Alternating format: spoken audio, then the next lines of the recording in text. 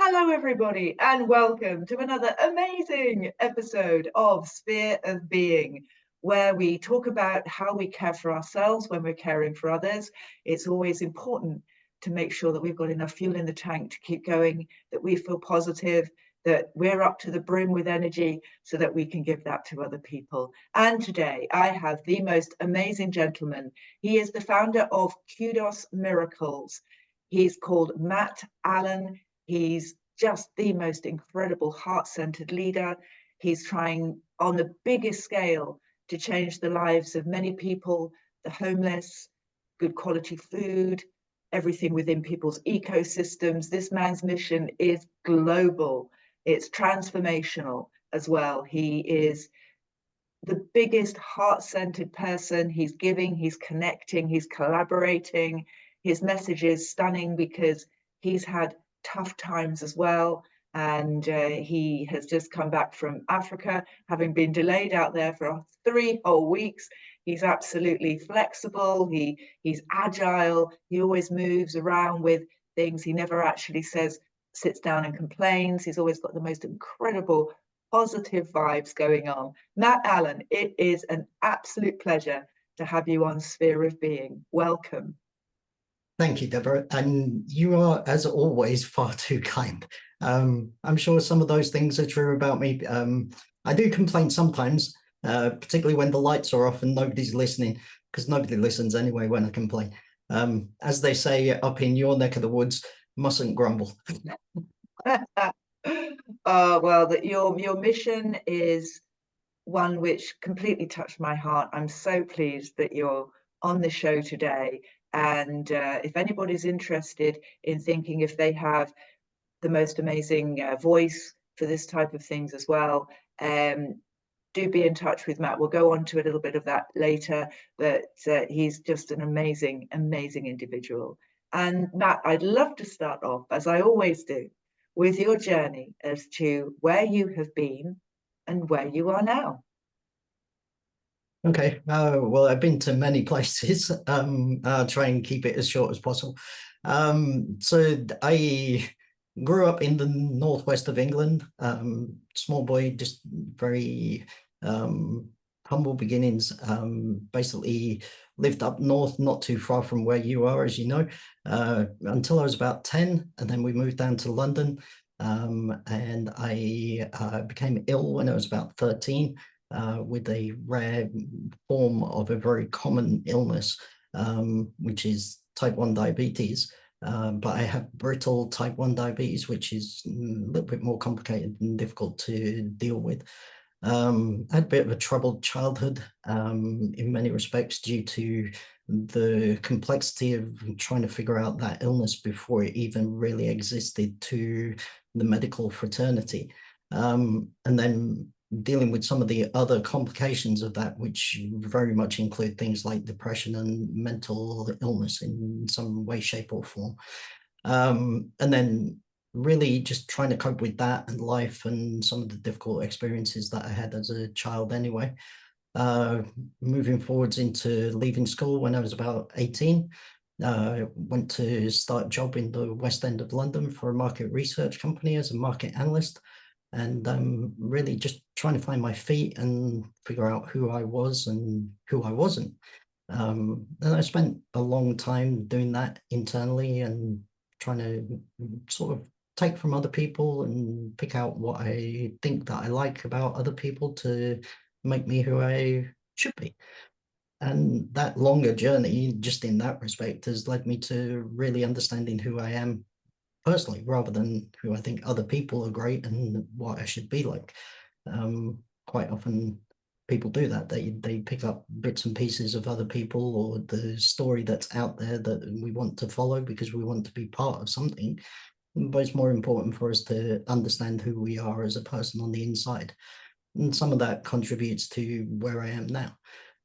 So I bounced around doing various jobs, market analyst, like I say, and then moving into various customer service and IT sort of based roles in some of the bigger mobile phone companies in the country, moving into operations development and things like that, consultancy. I ended up in advertising, maybe about 15 years or so ago now. And as I started in advertising, I sort of looked at the world as it was then, looked at some of the bigger players in the advertising space, which of course is Google and Facebook and all of the others that exist in many ways, shapes and forms now. And I really started to look and think about how we could change that to make it a better environment for people. And instead of people being exploited by those big companies, taking their resource, our data, our personalities, our likes and dislikes, and making lots of money out of that, to be able to give people control of their data and be able to think about how to give them some benefit from that, some money that these big companies are now making, and have made for considerable amounts of time. And they tend to waste that money on things like flying closer to the moon to see whether it's made out of cheese or not. It doesn't seem very practical to me. I believe in people. And so I figured out how to give people value for their data, improve businesses on the back end of that, because they're actually advertising to people who really are people rather than AI or bots as they exist now. And so businesses flourish, and in many respects, so would our economy and other economies where that platform would exist. Unfortunately, I got substantially more ill just as I was bringing that to bear. And so it never actually happened. So I then spent the best part of 10, 12 years with some very difficult circumstances. On the grand scale of things, not as difficult as many other people, but difficult enough for me to deal with. And so I basically spent some time trying to cope with those significant impacts in my life.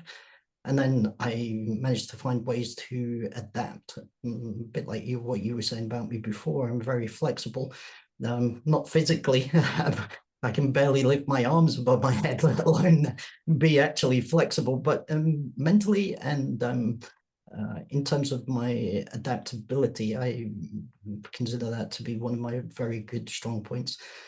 So I find ways to improve my life to be able to get to the position where I could start up what I'd originally envisaged as the Kudos platform. Except during that 10, 12 years, I spent a significant amount of time thinking about how to adapt the principles of that business into a oversight, a business continuity solution, a different approach to business, which is actually based upon traditional ways of doing business, which is that customers are the ones that matter, putting people first. I basically define that as something called social benefit networks. So a bit like social networks, like some of the ones that I mentioned already. And that basically exists to benefit all people. So that then we can truly move forwards as society, as humanity, as a world, as an ecology, as whatever you want to determine it as, so that then in the future, the world is a much better place where we all actually want to bring our children, our grandchildren, and future generations, because it's a much better world that we all actually want to be part of. So I spent my time doing that about 2 years ago now. I think it's all a bit of a blur since then. I've been doing this and get to do amazing things with amazing people. We've been talking about a few of them. You were on our latte show with Dr. Supriya earlier. Very wonderful lady who volunteers and helps and supports me, along with the rest of the team, who I just don't have time to be able to mention everybody, but they all know who they are. And no doubt when this gets released on places like LinkedIn, they'll be getting tagged in and we'll be commenting upon it most definitely. I very much have changed my life from being in a wheelchair and not able to see, not able to eat, and they were going to feed me through a tube, for example, to be able to do many of those things. And part of that is what you said about traveling to Africa. I quite often travel because I like to be in warmer climates. I'm sat here with 2 jackets and 2 t-shirts and a vest on in my office in the northeast of England, where it's very, very cold, and my pains are significantly worse because of the cold. So I like to travel, and some of the most amazing people that I've met along the way are just phenomenal. So yeah, that's kind of where I've been and where I'm at. That's amazing. Thank you, because To be dogged with ill health from childhood is a burden, a big burden to carry. And I'm very interested to hear, because of your enormity of what you're trying to do, are you able to unpack with any particular examples of projects at the moment that you're fulfilling with what your premise is, the projects that you're actually up to at the moment? Okay, so yeah, that is kind of big. That's what we're here for. So I tend to explain this a little bit in terms of the globes. They're up here, and there are many of them, ranging from things to health, to food, to education, housing, all sorts of various aspects of some of the bigger business markets in the world today. And basically what I do, what I am part of the solution of, is to change the way that those things work. Like I say, I look at business the way that it should be done, where customers and people are the most important factor to it, not what comes through on the bottom line. I'm not interested in people, in profit. I am interested in people, because people are what makes profit happen. They're what makes business happen. Without people, there are no customers, there are no staff, and there's just a few people at the top of these things, the crisis trees.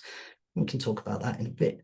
But we all know that currently our world is filled with a few people who benefit significantly more than what the rest of us do. In fact, the rest of us have majoritarily quite a hard life in many respects compared to what we used to.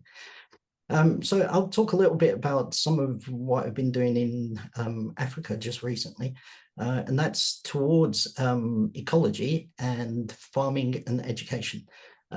So basically, one of the projects is that we want to work with some collaboration to make a community to be able to host and provide entrepreneurial skills and talents to people who do not have them. So local ladies, local families, local youngsters who have just finished college or university and are struggling to find their way because in some respects there's no opportunity for them, and to be able to give them insights into how to develop farming in new ways that will actually create them opportunity, give them money, give them hope, and bring prosperity to them and their local communities. I have a number of collaborators in this sense, and we are basically laying the groundwork to be able to make that happen. This is in particular in Kenya and Uganda, and possibly Tanzania as well, and some other places beyond. I have many friends across Africa.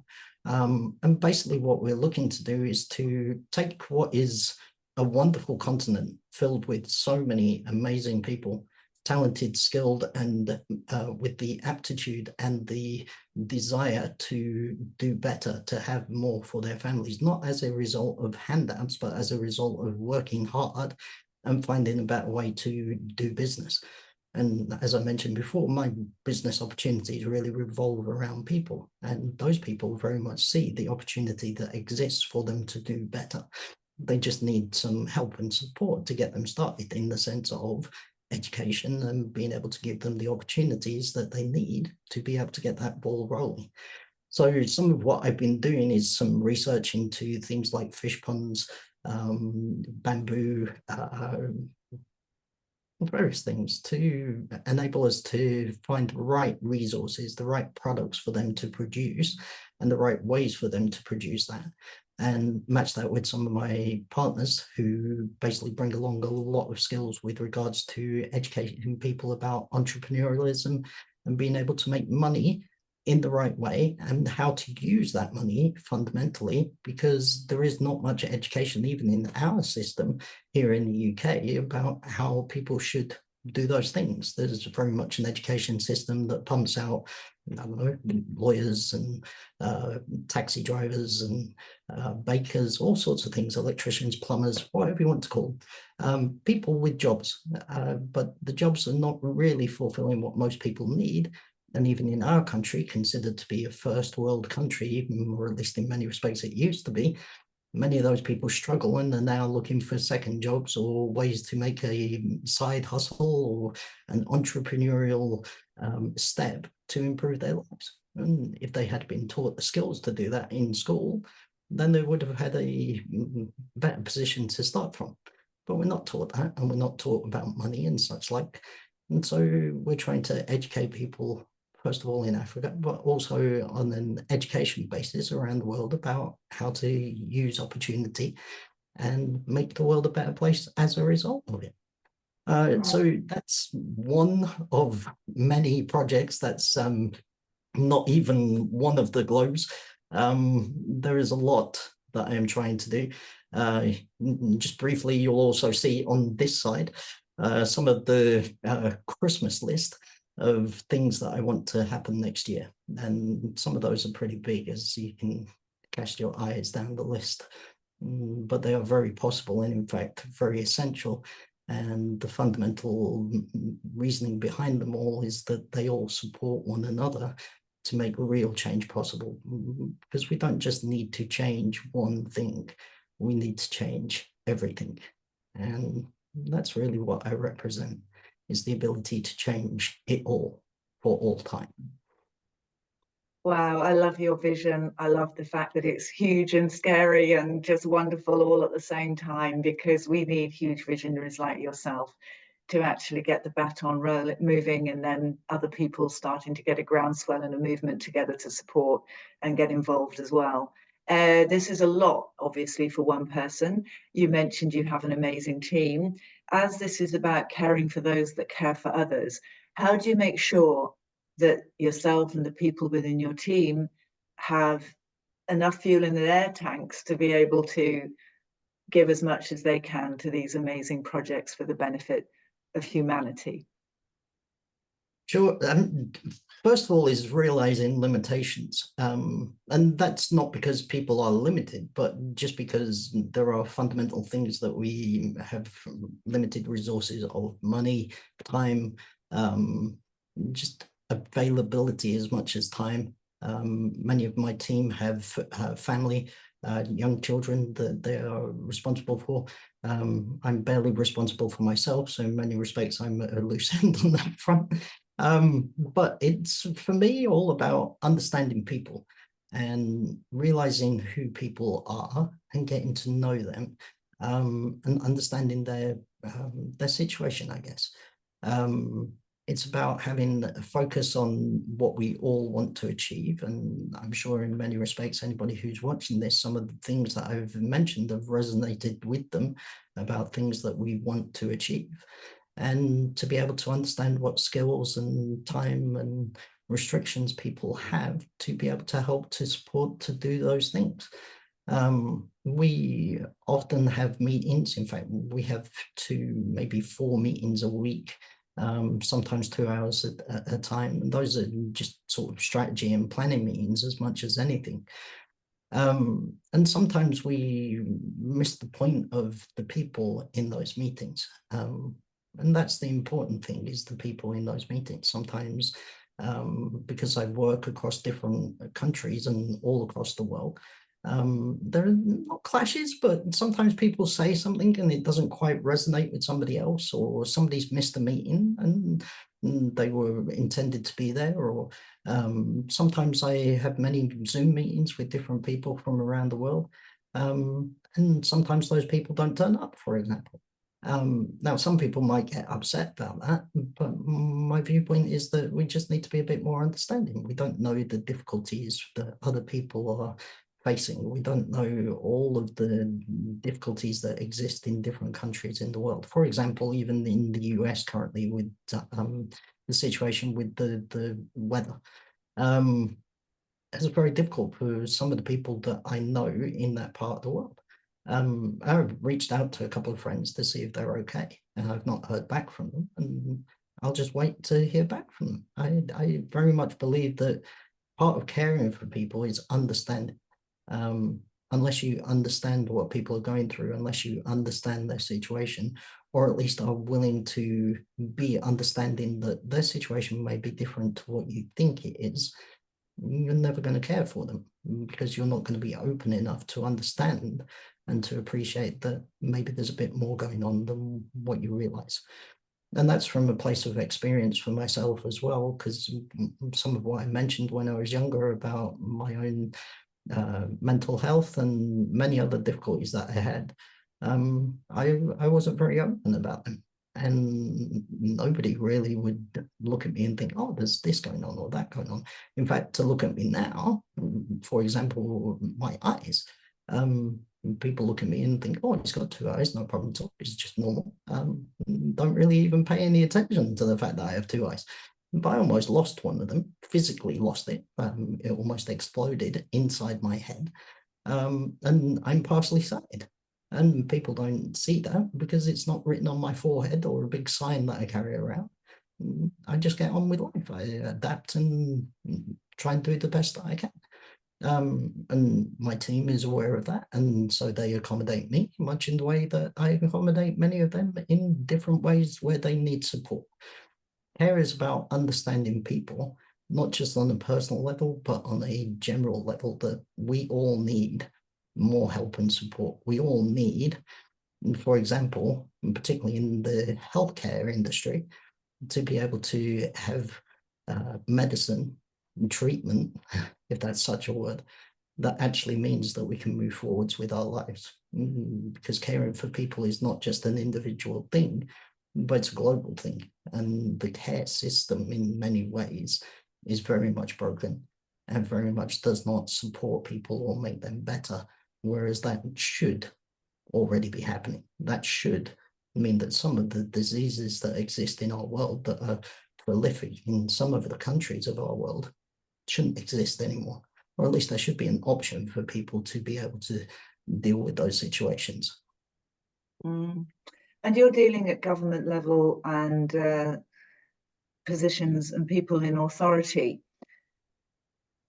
When you're dealing with them and they're not quite getting the picture, how do you cope from a personal point of view, keep on carrying on from a caring perspective, knowing that there could be agendas and personal preferences with the people that you're speaking with, but still engaging with them, still trying to get your message across? So I don't have that many conversations with politicians or people in power as such, and I don't believe them to be the powerful people. I very much see people power as the way forwards, and that has always been the case, in the sense that governments and control systems have been overwhelmed by the power of people. And really, my position of existence, my position of comfort of knowing that what I'm doing is what people want, is what drives me forward. And I don't care about politics. I don't care about people's viewpoint on politics. What I care about is that politicians and democracy is truly that we have a system that actually means that politicians can be held accountable, rather than potentially what happens in our country and most other countries, really, where people get voted in, they get to do whatever they want for a while, and then they either get voted out because we've decided that they're too bad, and so we try with the other side, or they come to a sticky end, which may be fitting some people in politics. I basically, like I say, try and figure out the solutions to the big problems, not particularly dealing with a particular person or a particular attitude of particular people. Instead, I provide, for instance, in sense of politics, a platform that could exist very easily, and actually some of the governments use this technology for different things in order to control us in other ways, but a platform that would enable people to truly know their truth, that we can hold leaders accountable for what they do with our money, because it is our money, it's our taxes that pay for the majority of the things that go on in the world, including the wars and such like. And we can hold them accountable and basically change who they represent. Instead of representing the few people at the top, like I said before, democracy is truly about representing people, because that's what it's supposed to do. That's what it says on the tin. But the stuff inside is not what it says on the tin currently. So one of the globes is a platform that basically enables us to know everybody's truth, particularly in a country, if we're talking about politics. But on a more global scale, you'll see the top thing on my wish list is world peace. We can ask everybody a simple question, for example, a vote, for want of a better phrase. Do you want world peace or do you want world war? If everybody wants world war, then fine. Let's press the button and do what everybody wants. That's the point of democracy, after all.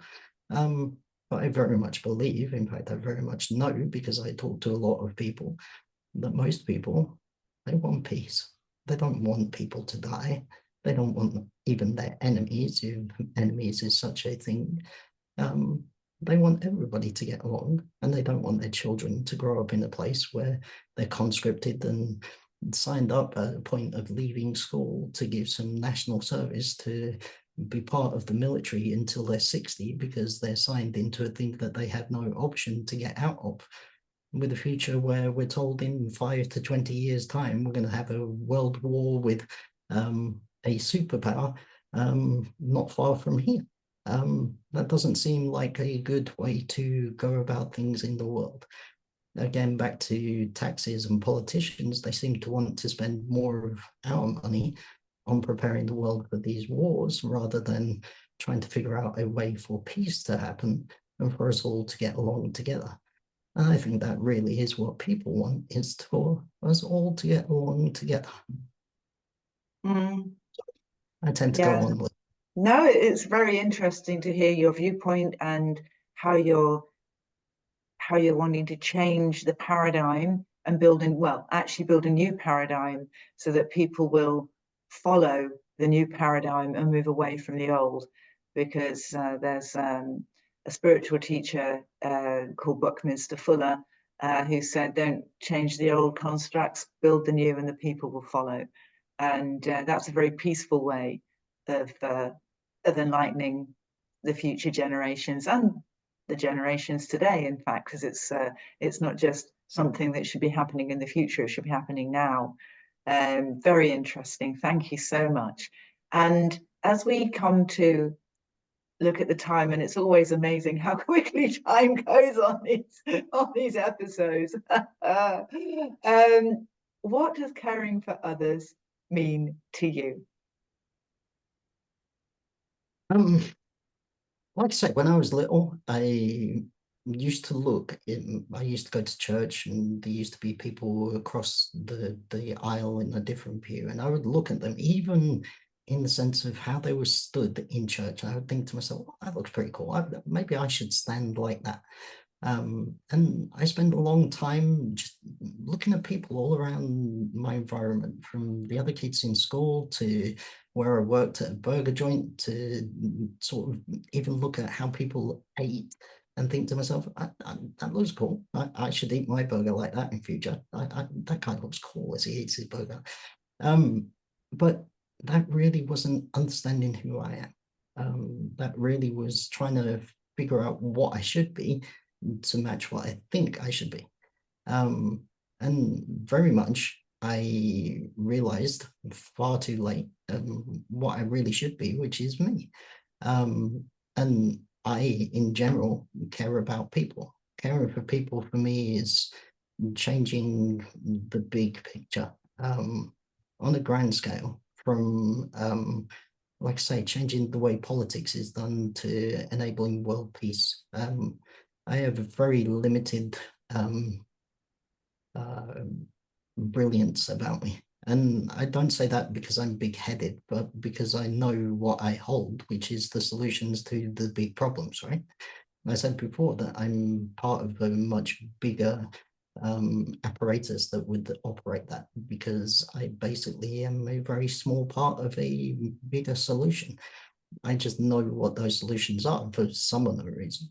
And that's part of the way that I care for people, is to understand how to change those things, because I'm a person just like everybody else. And in many respects, those are the things that I would very much like to see changed. And I know my friends and my family would very much like them to be changed. And everybody that I come into contact with very much wants all of those things to be changed, because we all see the problems, but there is very little in the way of solutions. Well, I have those solutions. I have the answers to those problems. And if anybody wants to question that, then I can talk to them directly and tell them about how I can change those problems into solutions. In fact, those solutions are people, which is why I care about people, because it's all interwoven, right? Because without people, we can't solve the problems. And if you cast your eye on the other side, away from my wish list, you'll see some of the more common statements that I make, or the hashtags that I use on LinkedIn, about people being the solution to the big problems, and the fact that that makes us the miracles that we actually need to solve the big problems, like war in our world that shouldn't happen, like health problems that shouldn't exist for people, like so many things that are wrong with the system. Like you said, we need a new system, a system that actually cares about people and puts people at the forefront of what matters. Because a few people, they're not the important people, they're not the powerful people. The powerful people are everyone, all of us. Thank you, Matt. And I'm a firm believer that we are the miracle.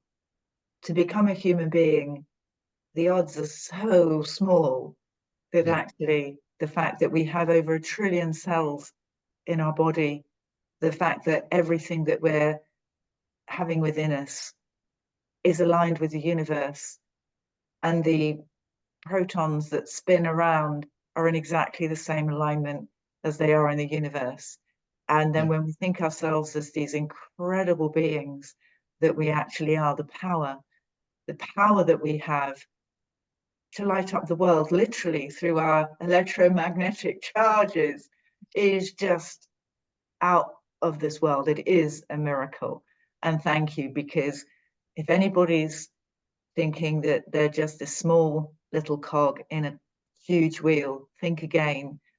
We are all amazing, and every voice counts. Every person should be heard. Every person should be celebrated for the unique and incredible miracle that they are.